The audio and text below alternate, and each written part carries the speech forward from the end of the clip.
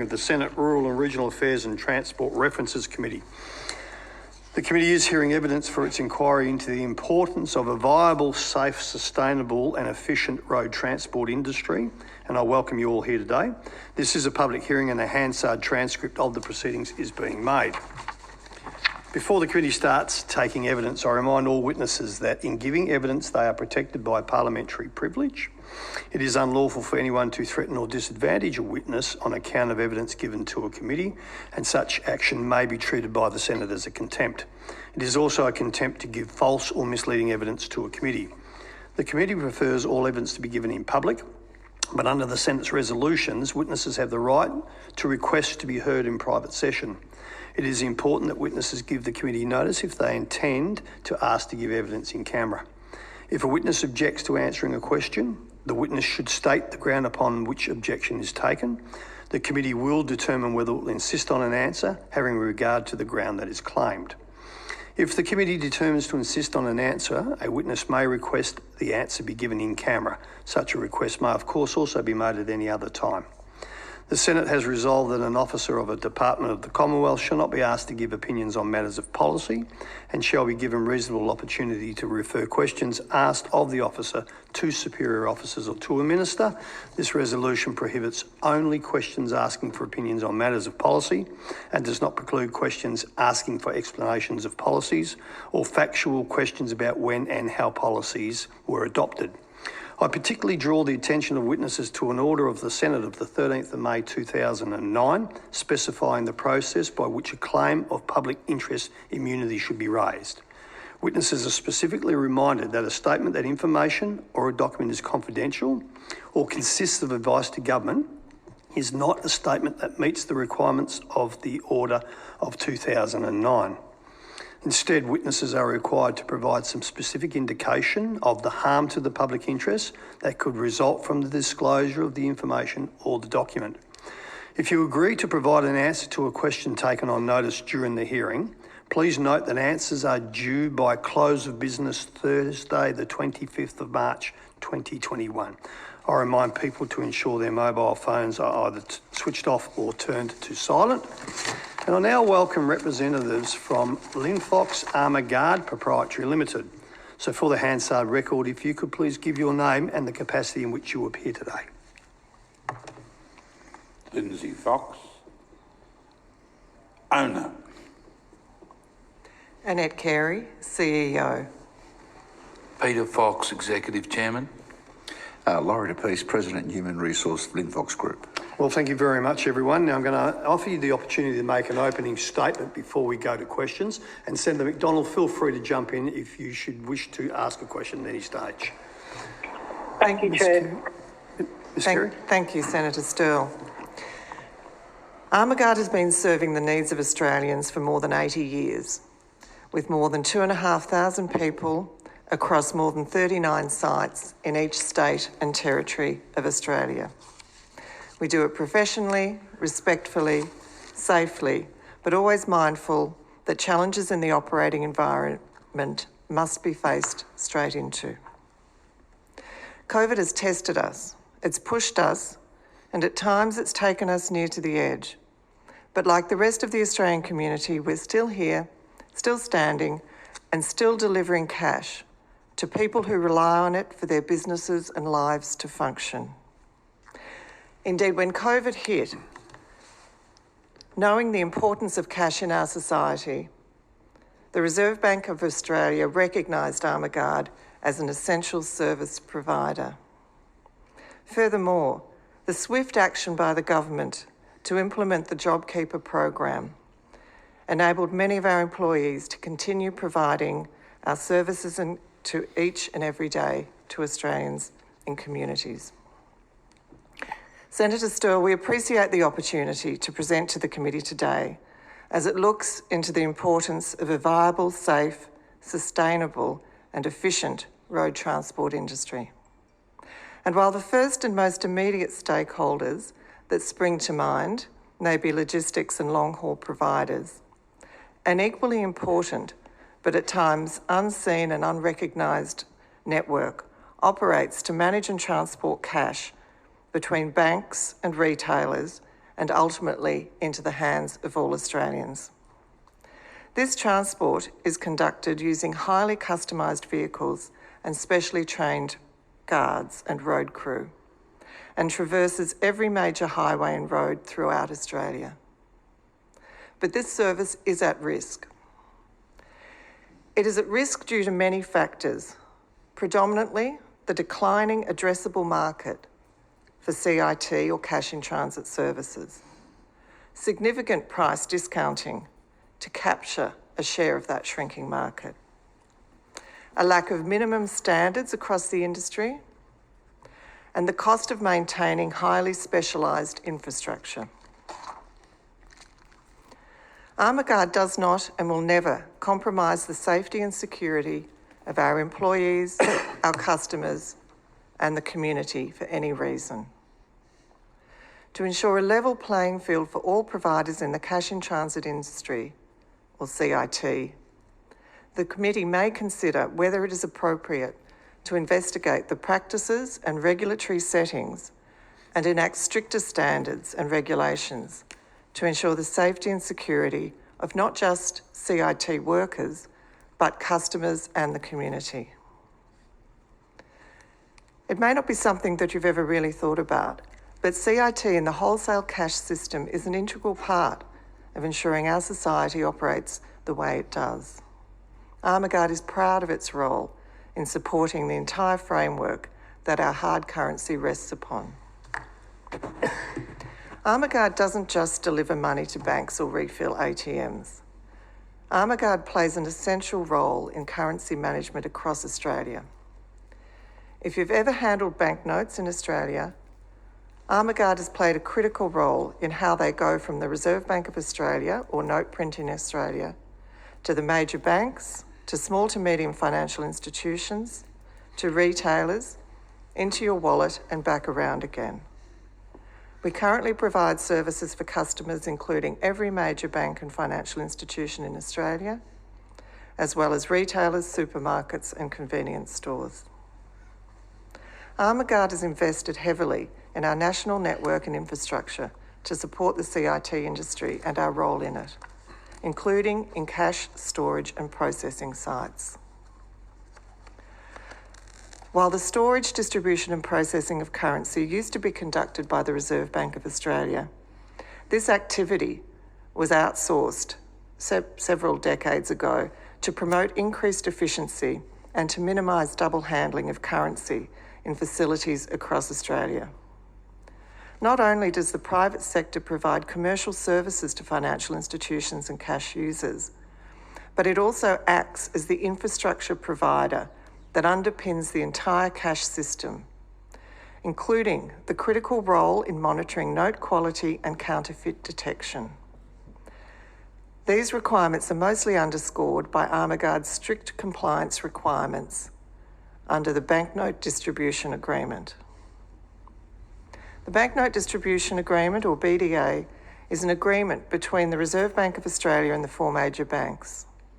While Armaguard must operate within the rules of the agreement, currently we do not have the opportunity to negotiate with the RBA directly on how the BDA can be approved to make the wholesale cash system more efficient. It should be highlighted that the wholesale cash system in Australia is completely outsourced and that Australia is the only country in the world to have this system. Despite our vast country, the life cycle of a banknote starts and ends through a single Reserve Bank site, and the first and last mile in that life cycle is performed by ourselves and our competitor. It should also be noted that the two major operators, ourselves and Prosegur in Australia, who between us have about 80 to 90% of the market, enable the entire sub-courier network to operate their CIT businesses. Their customers essentially receive a free service at some point in the value chain. Generally, it's in cash processing, and the banks have been happy to incur that expense. But we provide the infrastructure, the insurance, the equipment, the systems, and the expertise to handle reconciliation en masse to support the banks, the cash users, and the courier network. The BDA is not the only framework that Armaguard must operate under, and it brings us to an important point I'd like to make during this inquiry. We operate under a number of regulatory and industry bodies, including the Reserve Bank of Australia, state-based legislation for firearms and security licensing, Comcare, various enterprise agreements, and the Australian Security and Industry Association Limited, ASIAL, Code of Conduct. Senator, I'll go through each of these in a little more detail, as it is important that the Senate committee understands the breadth of regulation, and in some cases the lack thereof, and the importance of establishing a more consistent approach applicable for all CIT providers. Firstly, we recognise the importance of our CIT employees and the risks they take every day. Armaguard operates under 19 different structures and industrial agreements, and pays above award rates for wages, allowances and superannuation. And on average, Armaguard pays $500 per week more than the relevant award for our road crew, as well as offering a multitude of additional allowances. If we look at the Reserve Bank of Australia, as I mentioned before, the Reserve Bank of Australia made a number of regulatory changes in 2001 to outsource the wholesale cash distribution system. And at that time and subsequently, Armaguard significantly invested in extended capability and infrastructure to support the cash system in Australia, including what's known as note pools. Further investment was made after the ownership change in 2003 when the Linfox Group acquired Armaguard from Main Nicholas. A major challenge occurs in the requirement of Armaguard to operate within the regulatory constraints created by the Banknote Distribution Agreement and the Reserve Bank of Australia, who subcontract to Armaguard as an approved cash centre operator, known as an ACCO, under the Banknote Distribution Agreement. The operational mechanics of the BDA are more than 10 years old, and to our knowledge have not been reviewed significantly since implementation. These settings in the BDA reflect a time when cash was the predominant payment method and when interest rates were high.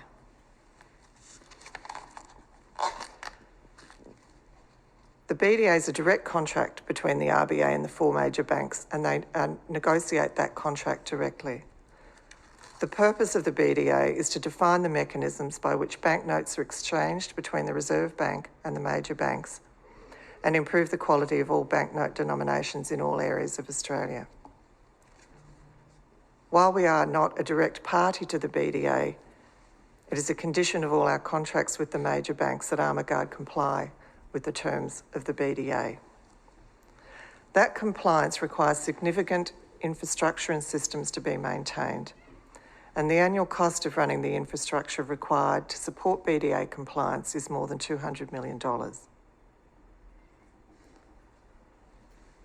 The 200 plus courier, low-value covert CIT operators in the industry are also supported by Armaguard and Prosegur through the operation of approved cash centres. All of the cash collected by the courier networks and low-value covert CIT operators ends up in an approved cash centre, either directly as an express business deposit to be counted or as a bank clearance. Armaguard provides this critical infrastructure to Australia to help ensure the safety and security of our people and communities. Our operations are regulated by numerous laws, and we align to recommendations from security industry bodies. The oversight of CIT activities Australia-wide is governed by state and territory regulators in connection with jurisdictional legislation. It is important to note that there is no single national standard across the security industry within Australia. Each jurisdiction has its own stringent requirements with as many as 5 separate acts and regulations. We must maintain and manage the correct storage of firearms and ammunition to individual state or territory regulations. And in addition to physical licensing, we must ensure that individual employees undergo training for annual firearms requalification and any specific licensing requirements connected with CIT work. We, of course, also complete site risk assessments for both work health safety compliance and security requirements for each and every site that we visit and every job that we complete. Armourguard also adheres to the Australian Security Industry Association Limited's Code of Practice. This Code of Practice is not legally binding and nor is it enforced. Over the years, Armourguard has played an active role in the establishment of ASIEL and its Code of Practice. We uphold the code in a number of ways, including the categorisation of CIT vehicle types and their monetary limits by armoured, semi-armoured and non-armoured, by the inclusion of defined vehicle monitoring systems and highly specialised personal protective equipment, including most recently body-worn cameras. Unfortunately, while Armourguard will never compromise on safety and security, the decline in cash is resulting in continued bank branch closures, banks moving away from direct business deposits in branch, and clients shifting their lower value cash takings to a lower cost courier model.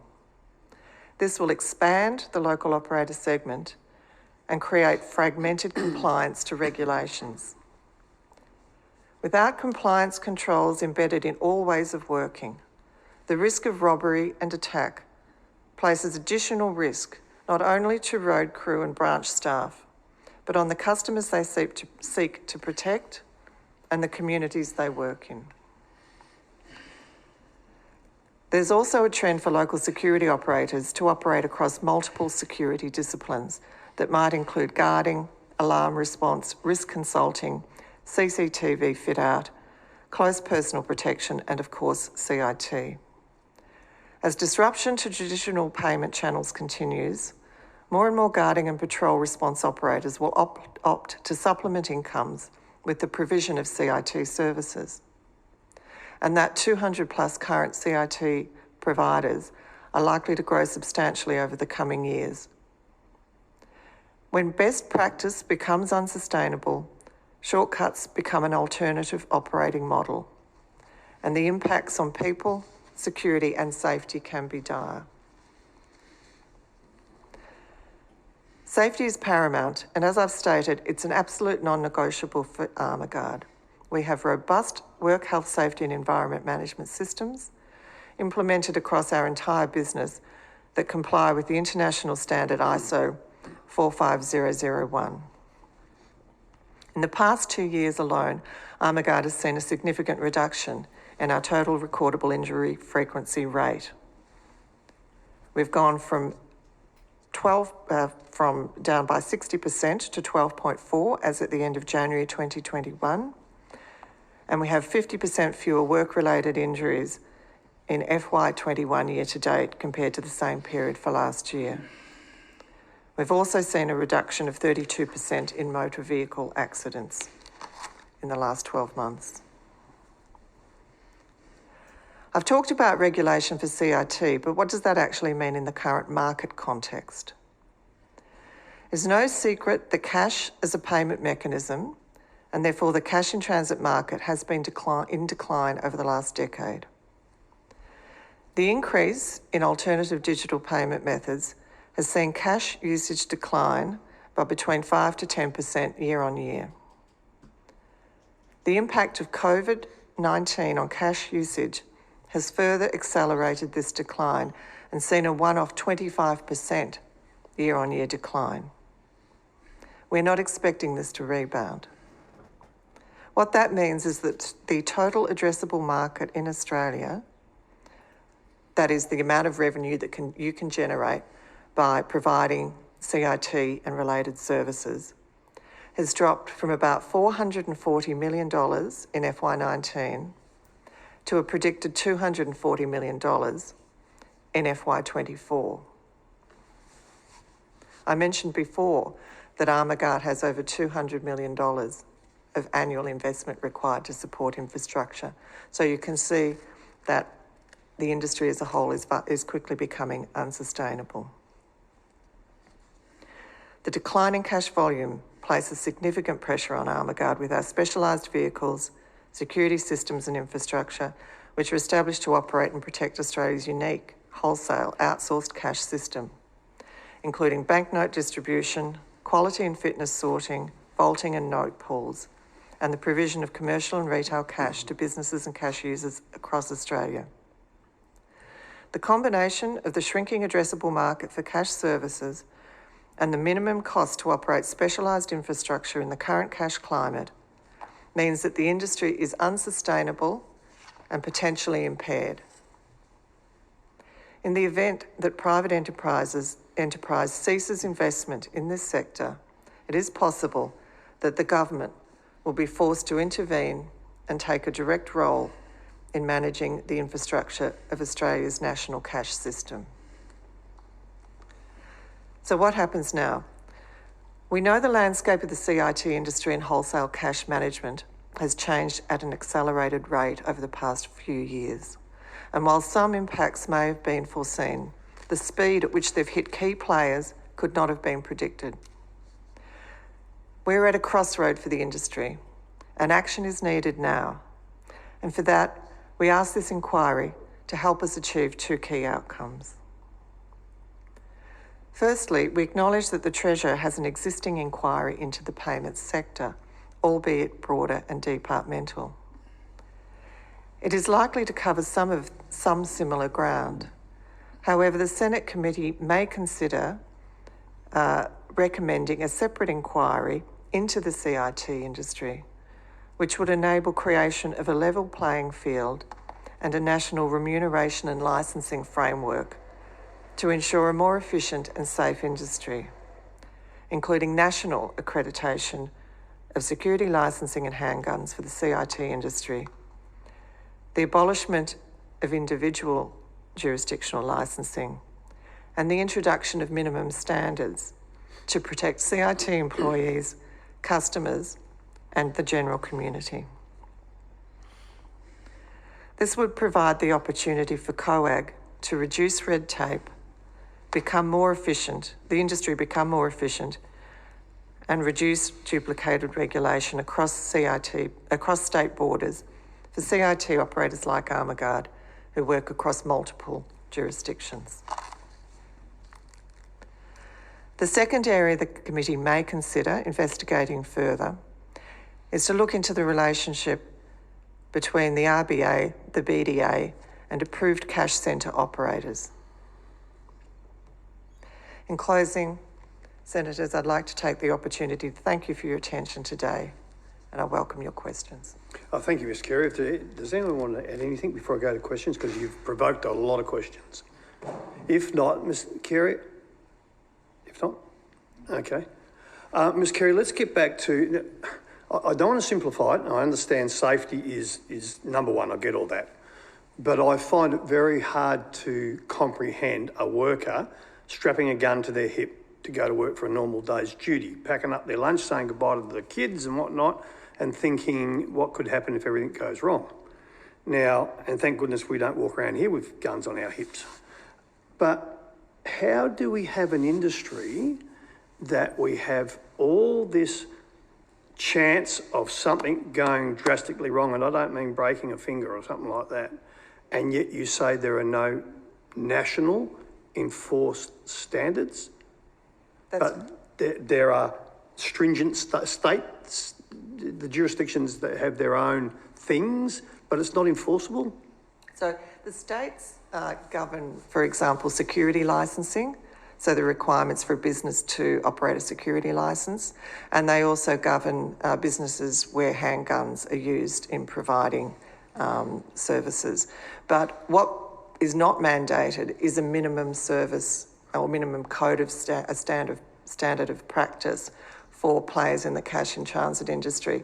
So some of those security provisions and minimum standards are embodied in the ASIL code of practice. For example, how much money somebody can take across a pavement. So it's called a cross pavement limit.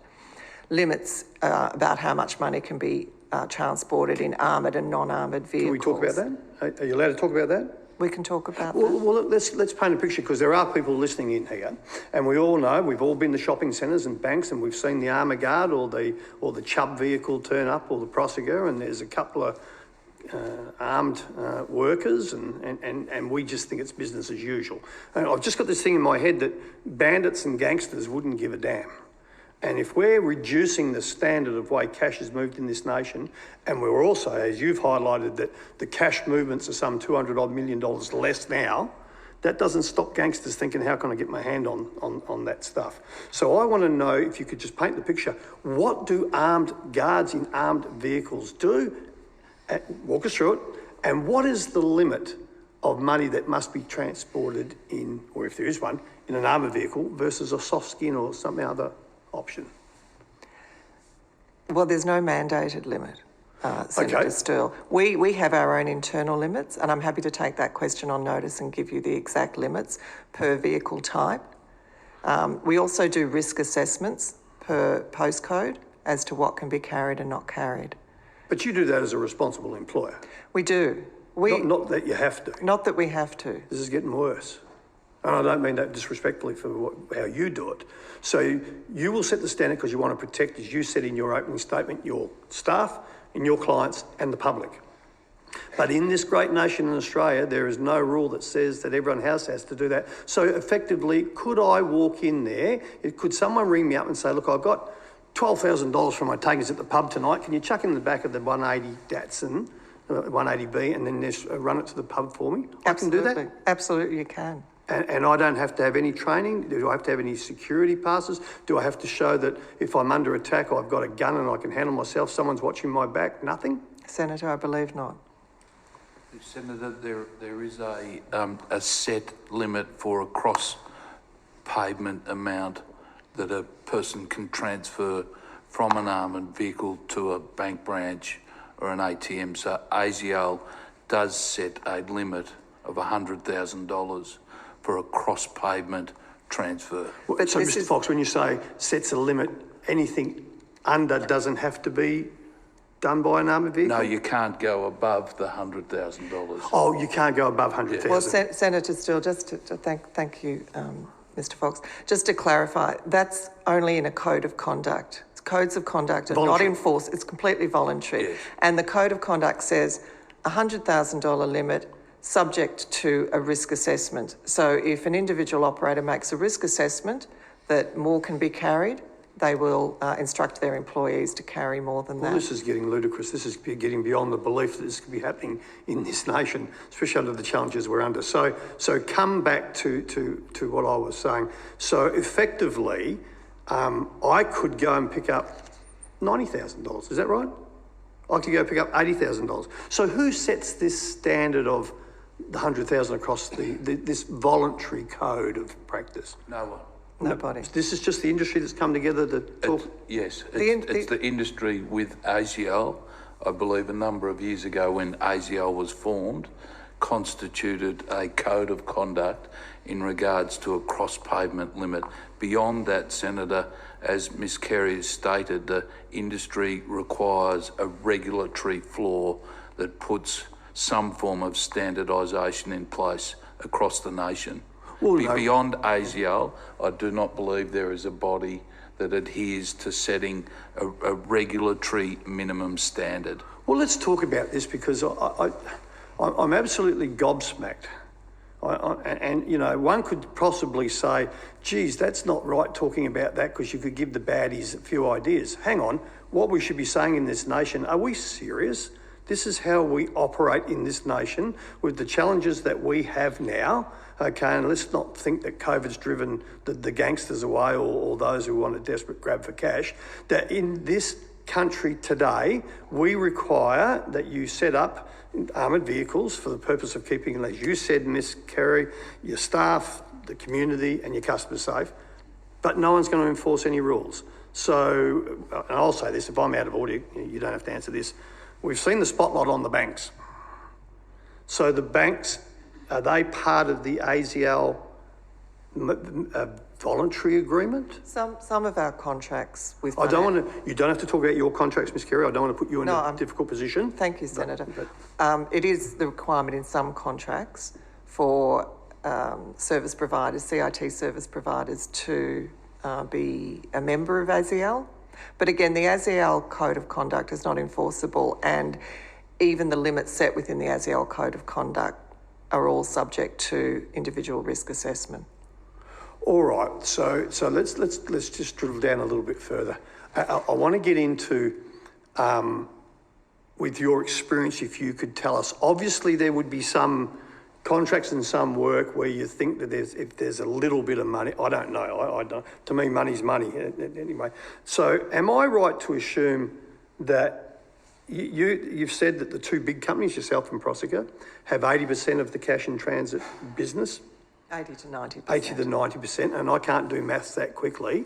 For a dollar amount out of the 240 million we're down to now, there'd still be quite a sizable amount of cash being moved around the nation in non-armoured vehicles. There would be. Now, the current addressable market, apologies, Senator Stirl, the 240 is what we predict the addressable market to be in a couple of years. At the moment, for this current, where we're at the moment, we believe the addressable market, so the total amount of revenue that you can earn if you did all services across Australia would be close to $300 million.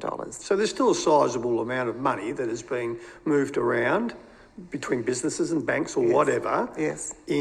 Now, I've heard the term soft skin vehicles. So could you just tell, for those listening, what is a soft skin vehicle, and do those drivers carry, are they armed? Are they trained to the best of your knowledge? Do you have any intel on what they may be? I don't have a lot of information on what the 200 plus other small CIT providers do and how they operate. What we do know is that many of them are general couriers, so they'll be picking up a bag and they'll also have packages of, clothing and other retail items, but they'll also collect bags of cash and drop it into bank branches. And Senator, Mr. Fox? Whether or not they have the capacity to be armed would be a question you would have to put on to the regulatory authorities that control firearms. I don't think we're in a position to answer whether or not those couriers would be armed, but it would be an issue in regards to the licensing bodies in each state of Australia that would allow them to be carrying a licensed firearm. I'll take note of that, if I can, Mr. Fox, Jerry, that we should follow this up because it does alarm me. I mean, they could very well be packing 6 shooters in their pockets for all we know, but I think we do owe the nation an explanation as to what the heck is going on out there. Whereas our people are very highly regulated in regards to control of carrying a firearm, and at the commencement and conclusion of every day's work, they are checking in with their valid current firearms licence along with their driver's licence. It is validated by us every morning, and that weapon is handed back and returned. It is very highly controlled what we do in regards to the individuals that work with us that are licensed to carry firearms. So the investment you put into not only your equipment, but let's talk about the staff in training them. What do I want to be a security, I want to be an armoured vehicle driver. What do I have to go through if I want to work for you? If you want to work for us, well, we have significant training, both in security protocols. There's a lot of security that we operate, things like remote locking and unlocking of vehicles, monitoring body-worn cameras, duress alarms, etc. So people would be trained in the security systems, the security protocols, what you do if you are, unfortunately engaged in an incident. And then, of course, you need to be registered to or licensed to carry a firearm. So the states regulate the carrying of firearms and the training, etc., that our people go through for that. Is it weeks, days, months? I think it's about a day's training per year. Okay. But I'd have to take that on notice as to the initial training. All right. Now, there's a few things I want to come back to, and we'll follow that up with the state jurisdictions. Now, the BDA's got me very intrigued. You did say it was formed, or it was developed in 2001?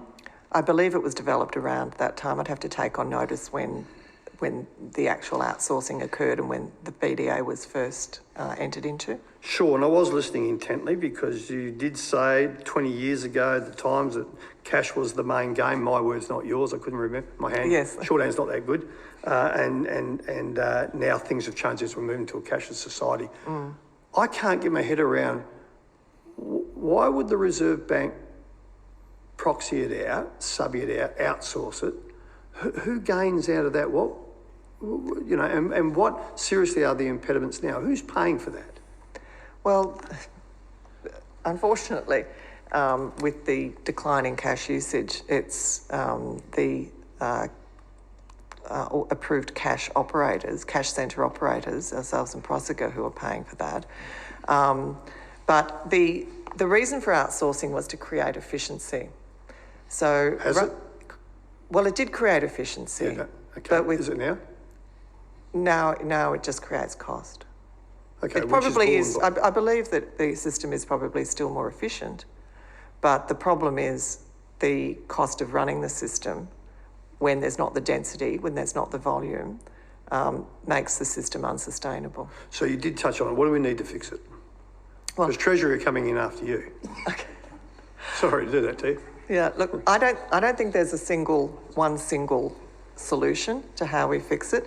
There are things in the banknote distribution agreement which we would like to review and have changed, which place constraints on the way the whole network is operated.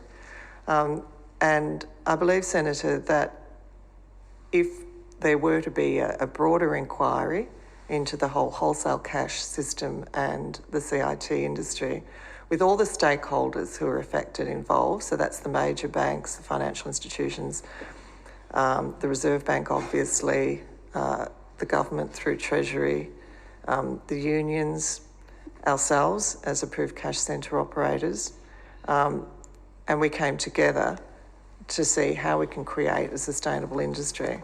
I believe that there would be a number of changes that we could implement either through the banknote distribution agreement or through other methods, which would underpin the rates at which services are provided to make it sustainable for Australians. And Senator, the banknote distribution agreement is up later on this year, but it is up for renewal? Yes, but it is between the four major banks in this nation and the Reserve Bank. We are only a participant to it through our agreements with our customers being the major banks. So this could be perfect timing, hopefully, to get our report out and put it under the nose of the relevant ministers to say, hey, look seriously. And I think there's nothing more powerful, Mr Fox.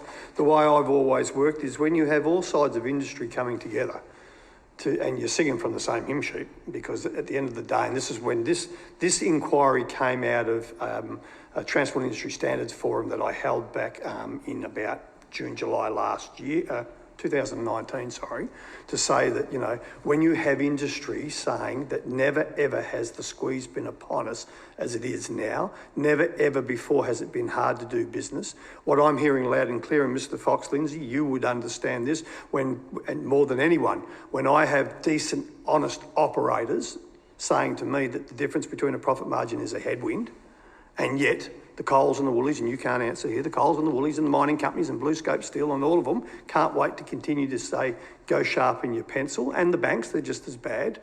When I have industry coming to me saying, we now need to address this, we can't continue to go down this path, we have to start listening.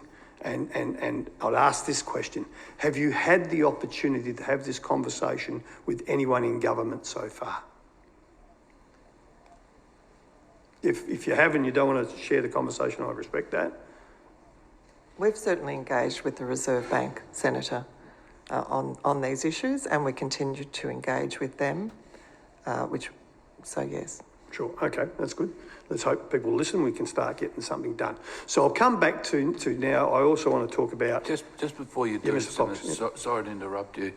I think with the advent of COVID in the last 12 months, what has happened in our industry, it's not so much the intense competition. We have survived with competition in the past, and we will continue to survive with competition going forward. But what has happened in our industry, particularly in the cash in transit industry over the last 12 months with COVID is it is the digital payments platform that is the competition that is coming at us. It's not so much necessarily those other cash in transit companies we compete with. And we believe, even though there is a continuing deterioration of cash in circulation, cash will continue to be a necessary means of exchange for the purchase of goods and services, and someone must provide that into the Australian community. And I think what also must be given consideration to is those that are needy still do not have telephones or credit cards and will need to be continually made available cash so they can afford to exchange for goods and services with hard currency and banknotes. Yeah, and I do appreciate that, and I'll throw this one out to anyone who wants to comment on this. And my background's very well known that I believe everyone should be rewarded for the effort they put in, and there should even be profit left, and there's nothing wrong with profit's not a dirty word. But where do we draw the line, and where do we stop or push back up the line, I should say, that business will do one of two things. They'll either get out or reshape. But if a gun is stuck in someone's face, I can't get past this. If someone wants that money and there is not the trained personnel with the proper protective policies in place and the vehicles to card it, what do we say when someone actually gets a gun put in their face and some lunatic lets go because they can, because there's no safety, there's no enforceable safety standards? And I don't expect you to comment. Well, Senator, perhaps I can just, if we go back 30 years ago, before the industry came together, so it was Armaguard and our competitor as the predominant, players in this market, came together to come up with a code of practice and minimum standards, or standards that we would adhere to. We had 27 armed robberies in 1 year in 1990. Since 2013, Armaguard's had 3. So even without mandated minimum standards, those standards that we comply with have brought about that reduction in armed robberies. I understand that, and it's great that it has happened, but maybe I'm on the wrong track here, Ms. Kerry. But if there is no enforceable standards around an industry where workers go to work with a gun, right? And when I say enforceable standards, I also mean safety nets for remuneration, and I'm not talking about the drivers, I'm talking about the companies that are operating in this space. Government has a role to play. So I still can't accept that baddies don't play by the rules. Maybe I'm just sidetracked on this sort of thing. But all I would say is, well, what's stopping Armaguard then? I can't talk about you can't talk about your competitors, but what's stopping you having to go down that same route with de-safetyising? You have to compete in this market. You've got 2,500 employees. What do? Do you pack up and go home? You don't. Senator, we are already faced with that issue.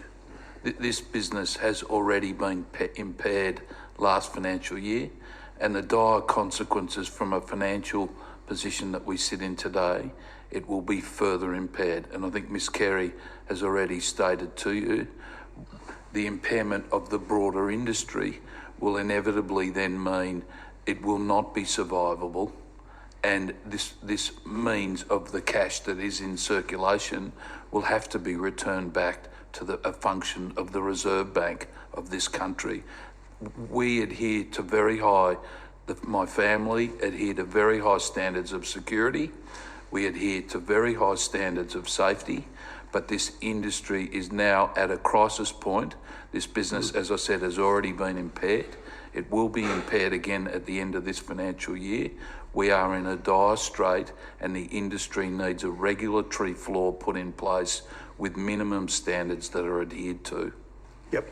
Thank you, Mr. Fox, and I appreciate that. So for the 10 minutes that we have got left, and I'm happy to go over should we need the time, there's no worries there, but I'll come to this. Now, is there, the way we're going at the moment, can two companies sustain what little market is left? Lindsay, you were going to say something? Me? Yeah, you were going to say something. No, it's one of those situations where the thing is just collapsing. To see the numbers today from the numbers of 3 years ago, you could never possibly dream of the speed at which it has disintegrated. If that is maintained, there will be no body left in the industry, and it will have to go to the federal government to handle. Now, the federal government have no expertise in this area. They'd have to look at probably half a dozen separate sectors of government to try and run and administer it. And all that's going to do is increase the costs.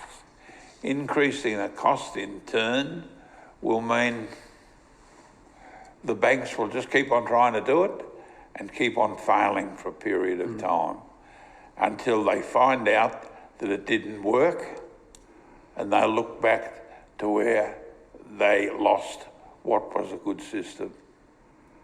Yes, and I'm afraid something like this, once it's gone, it wouldn't be coming back in a hurry. I don't think anyone would be racing into this, not let alone all the employers and the infrastructure that sits behind. We all make mistakes, and that's why they put rubbers on pencils. And when you've made a mistake, the quicker you realise it, the easier it is to rectify. But if you leave the mistake in place, it just deteriorates. And as I say, with the experience that certainly I've gained in this building in the last 15 odd years, is when we lose an industry or lose a sector, it doesn't come back. They don't come back in whatever business we're talking about. So I'm going to go back to... Sorry, Senator. Mr Fox, yes. You. Just for the sake of acknowledgement, our business is appreciative of the Commonwealth contributing to JobSaver and JobKeeper to our enterprise. That arrangement ceased in September, and our competitor continues to have a JobKeeper and JobSaver provision paid to them. It is a difficult situation that an Australian-owned enterprise has had the JobKeeper and JobSaver arrangement cease in September, yet a Spanish-owned contributor is still continuing to receive those benefits from our Commonwealth government. Can I ask them, Mr Fox, and there's been a lot of support for JobKeeper and JobSeeker. I've been on the other side of the argument at times when I thought it could have been handled a lot better. In some sections it's worked out very well, in others it was not thought through. I've been very vocal in the aviation industry because the 5,500 Donata workers who all wore a Qantas shirt before 2019, none of them got supported. And yet we find out that some other foreign-owned companies still get support. So look, I can't talk about that, but let's talk about yours. Why did your JobKeeper cease in September? Did you go through a massive boom in productivity and profits? And that's tongue-in-cheek, because I'd like to really can't understand why, with the industry that's suffering and under such pressure, why would you lose the JobKeeper? Are you able to... Senator, the reason is that because we're part of a broader group and our total revenue is above $1 billion, we have a threshold of 50% to qualify for JobKeeper, whereas if your revenue is below $1 billion, I believe it's $1 billion, then the drop that you have to show to qualify for JobKeeper is 30%. But just to reinforce Mr Fox's comment then, we're extremely grateful for the government and the prompt way they enacted the JobKeeper supplement, which absolutely enabled us to keep our people employed and on the road. And at the same time, a foreign company that makes somewhere around 700 to 800 million a year, euros, gets a subsidy from the federal government to help them reduce our rates by underpricing our costs by up to 50%. I think it's a very good point you raise, and I will raise it with the authorities from Treasury, I'll just put them on notice and I'd... Senator Sterle, Mr De Piche, yes. given the time frame that you just mentioned, in amongst all the discussion that has been presented today, and when Mr. Peter Fox, our Executive Chairman, talked about the impairment, part of that is the disadvantage Armaguard is now in with terms of wage rates, having worked within the system for many years, cooperatively with its employees about safety and negotiated, terms and conditions that reflect high levels of safety and productivity. We now find ourselves on a state-by-state situation. If I just give you, for the record, in Victoria, our competitor is paying 42% less than Armaguard. That includes a superannuation differential. In New South Wales, it's 13%. In country New South Wales, it's 38%. It goes on, in Queensland, it's 12%. In Cairns, it's 20%. South Australia, again, 20%. And in the Northern Territory, the least, it's 7%. ACT, where we are now, it's 10%, and Tasmania, 3.5%. So our competitor has used the system to not pay increases. So in terms of regulatory relief, we need a floor here. Our employees are under attack. The business is under attack with pricing, and they simply refuse to pass on increases within the system.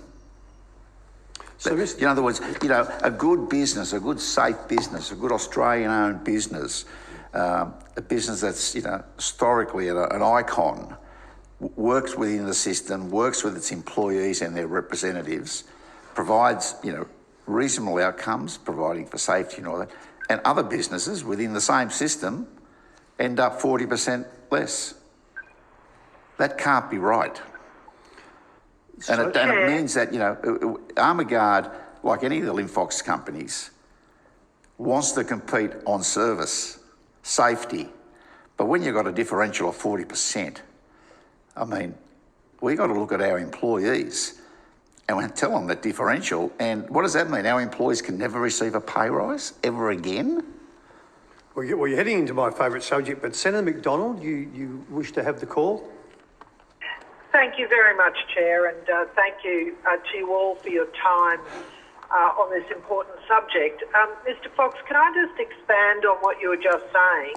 I assume that you operate under an award for your staff. If your competitor is not paying under the award conditions, surely this is a matter for fair work? Could I answer that? It's Laurie De Piche, Senator McDonald. The situation with our competitor, they've got 3 agreements in Victoria, 2 that are union agreements, one that's union agreement, 2 non-union agreement, and the employees, when Prosegur bought Chubb, for 4 years gave no increases. Now, I don't know the reason for that. I can only assume, but it's not for me to make any assumptions before the committee. They're the facts. Whilst Armaguard passed on modest increases because of productivity gains and the like. Prosegur didn't. The system is not working well, where employees within the system negotiate in good faith and now find their jobs at risk. That's where we are. I don't know what the communications are between Prosegur and its employees. One can only speculate, and I'm not going to do that. But, Linfox and any of its companies, this company Armaguard, always bargains in good faith. We have the highest levels of safety and security. We've got long-serving employees, and those jobs are under attack, direct attack. The family has a significant investment, and their employees, most of the long-serving employees are in this business. At long service leave awards, there's always an armour guard person with 40, 35, 45 years service. They've put their life into this business, and now it's all at risk because they followed the rules. Well, that's very serious what you're raising. And having run a business where, yes, my competition also didn't follow the rules, it was a matter of much bloody heartache, but you do the right thing. I would be very keen to follow up on what you're saying about people not being properly paid by your competitors, and I will follow up on that. I want to turn back to another topic. Can you you made an interesting point, a good point about the use of cash in society. I want to just ask you, who are the primary users of your service? Who is it that is getting cash transported, or that you're providing a service around cash movements now? Senator McDonald, do you mean who are the end users in society of cash, or who do we provide services to? Yeah, who do you provide services to? I'd imagine it's pubs and places that still handle a lot of cash. But would you just expand on that for me, please? Certainly, Senator. So, actually, Armour Guard has tended to work for the majority of its large customers, which make up, say, 80% of our revenue, are the major financial institutions, the large retailers, and grocery stores. We don't really do a lot of work in the pubs and clubs space. That tends to be the low-cost operators. But you're absolutely right, Senator, that is the last bastion of cash. So as more and more retail moves to digital payment methods, pubs and clubs are where cash has still got a very strong presence. Australia Post is an important customer. Australia Post is an important customer. Right, and so would you be servicing regional Australia as well? I'm thinking of all the licensed post office operators who provide a service in regional Queensland. Absolutely, Senator. Armour Guard provides all the cash services for Bank at Post to all LPOs and corporate post offices around Australia. Well, actually not to all LPOs, because some LPOs, of course, they're often small business providers, and some of them make their own arrangements around cash. But certainly we provide cash to all Australia Post corporate post offices and to a significant number of the licensed post office network.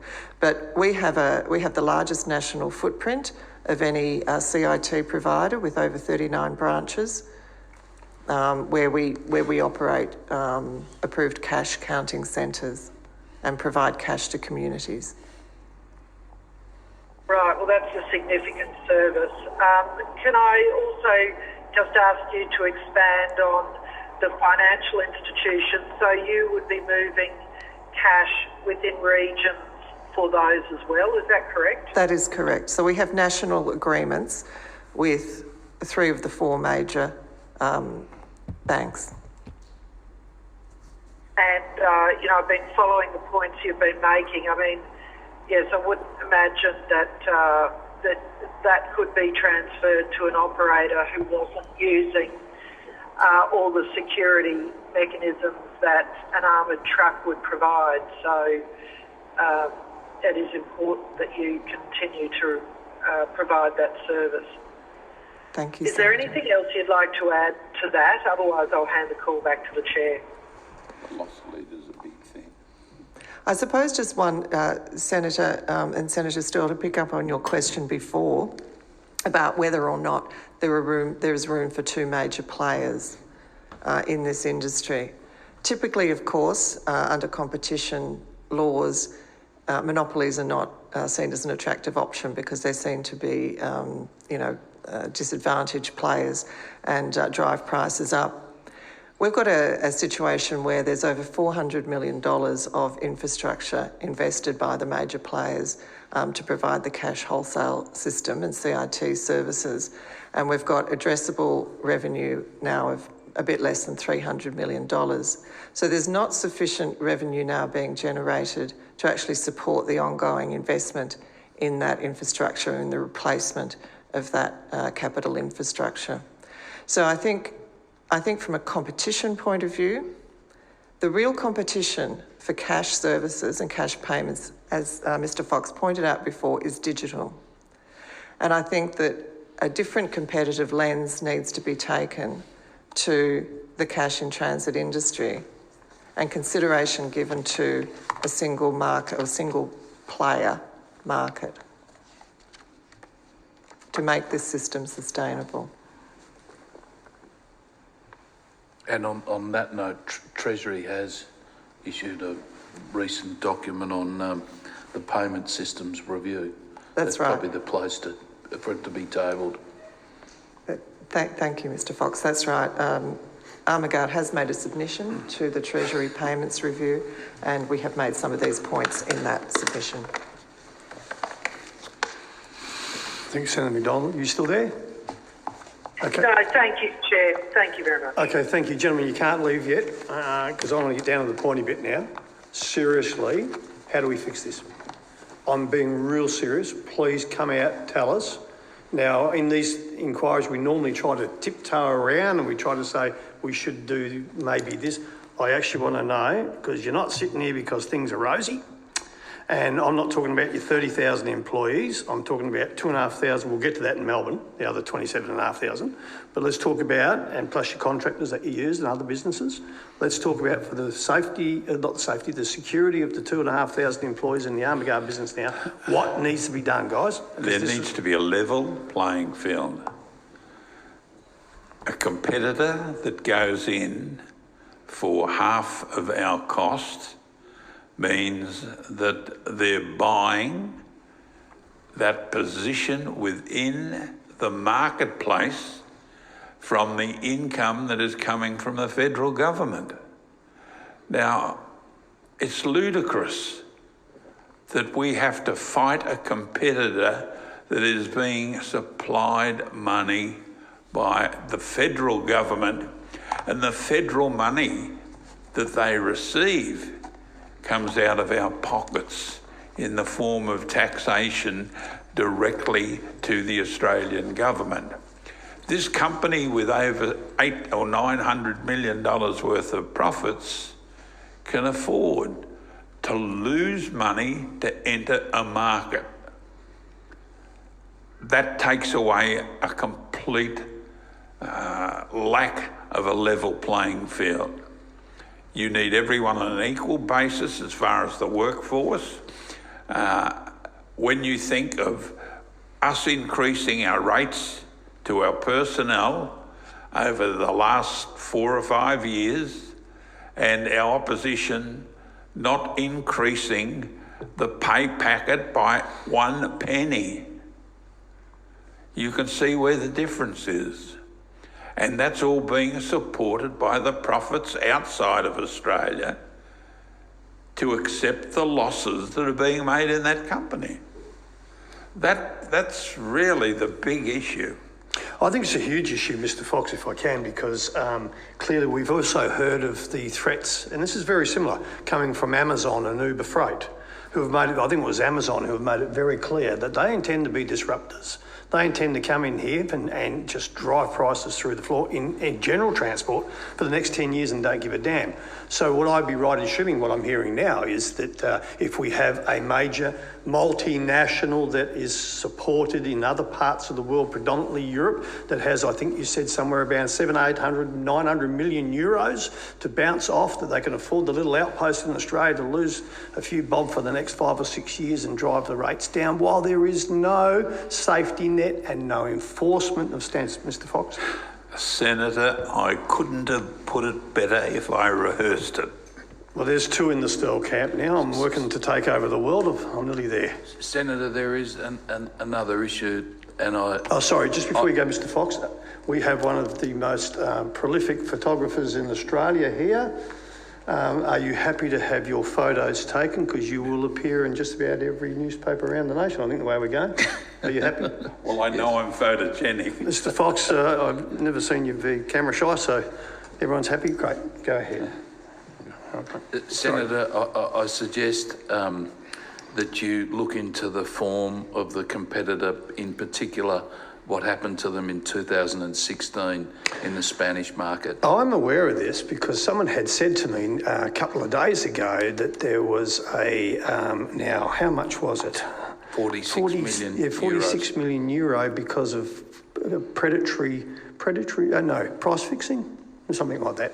I did see it. Don't worry, it didn't miss me, Mr. Fox. And there were additional fines of 50 million to the two parties involved. Okay, well, I think that Senator Still, colluding. with regards to, as you say, what needs to be done. Yep. It's in the purview of the government to assist and maybe establishing, a cash in transit tribunal or some tribunal looking at the floor of what the wages should be. There's the disconnect. It's common knowledge, not just within the cash in transit industry, within the transport industry, there's a disconnect with what is the correct rate and what people say, well, that's the award rate. And people stay on the award rate out of fear of losing their job, out of fear of being organised. I'm not pushing the unions barrow here, but what needs to happen, certainly in addition to all the things that have been said by our founder and executive chairman and CEO, is that we need a level playing field on the wages. We're happy to compete. We pay a safe rate. Our people who carry guns get paid properly. I can't say that for others. I'll probably go a little bit further here, Mr. DePuce, because you do know how to liven up the conversation with me when we start talking about this sort of thing. Because I've always said, but also now, in this nation there is greater reward to do the wrong thing. And I will say this, and we'll talk about the general transport industry, and this is proof, this is evidence taken by this committee travelling around this nation, talking to the men and women who not only employ who employ drivers and forkies and receival staff and mechanics and spray painters and tyre fitters and salespeople. We always seem to just talk about the truck driver. These massive, these tremendous businesses, hardworking men and women who've put everything they own on the line to start with one truck, then two, then 10, and then it's 15, and then they're getting screwed down even further. But you know what really gets up my nose, and I'm one of the rare ones in this building because the rest, the free marketeers run riot. Oh, it's competition, let it go. In this nation, we have a basic thing called the award, which is crap. It is a shocking rate of pay. And yet we have many, many operators in this nation who have been screwed down, working underneath the damn rate and proudly going out there calling for ABN, sham contracting. And you know what? This aircraft carrier of corruptness is floating across our national waters and the government's asleep at the wheel. Everything's roses, everything's Mickey Mouse as long as our farmers can get their product to market. And I'm not saying that for fear of getting invaded by the farmers, because I believe everyone in this nation should be able to have a safe, sustainable job. That goes from the one man with one truck, or the one man and woman with one truck so they don't have trouble with others around this building, or to the multinational employer. And I'll go this step further and round it up here, Mr. DePuce. I'd love to hear your conversation. Not just the awards. We need safety nets where businesses, companies can have a cost recovery model protected by law, and God help us, they can have a bit of profit on the end of it. What is wrong with that?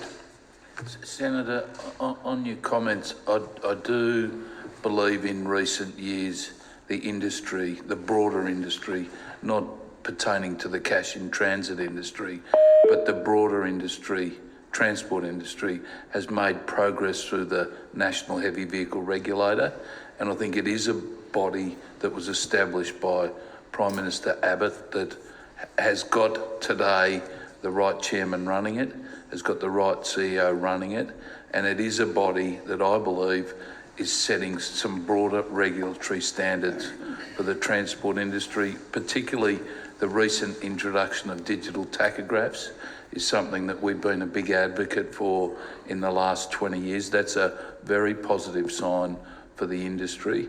And I think it has to be put into the context. In recent times, I think the National Heavy Vehicle Regulator, and in the future, is the appropriate body to be addressing the issue of harmonisation across the states. We have separate licensing bodies across this nation, and individual licensing bodies should be issuing smart chips that are issued on licences that get inserted into the digital tachographs, that control speeding, that control what happened at the point of impact of a vehicle before it has had an accident, and controlling many things through the European standards of electronic work diaries is something that I think is just at the beginning of a journey of bringing some regulatory standards to the transport industry that for the last 100 years has been running as an industry with very simple use of logbooks. You know, the concept of the black box, which is in an aircraft, is something that I think needs to be addressed in the transport industry, and thank God the Commonwealth recently did approve the electronic work diaries into vehicles, and I think it is an advance that is appropriate for an industry that has been living in the dark ages for a very long period of time. Thanks, Mr. Fox. We'll probably diverse from agreement here because it was actually Anthony Albanese that set up the heavy vehicle national regulator, and I remember having those conversations. Whoever the credit is given to. But on saying that, for all those truckies that'll be out there listening now as they're driving, trust me, this gets broadcast live. Well, let me tell you one thing. Sorry, Mr. Fox, I just want to defend myself. Go ahead. I hear the electronic work diary argument, which I've said very clearly I don't have a problem with as long as it's done properly. I've got no problem with that. In terms of things are getting better, my intel's telling me things are getting worse. Okay, so I do need to say that. Sorry, Mr. Fox. Lindsay.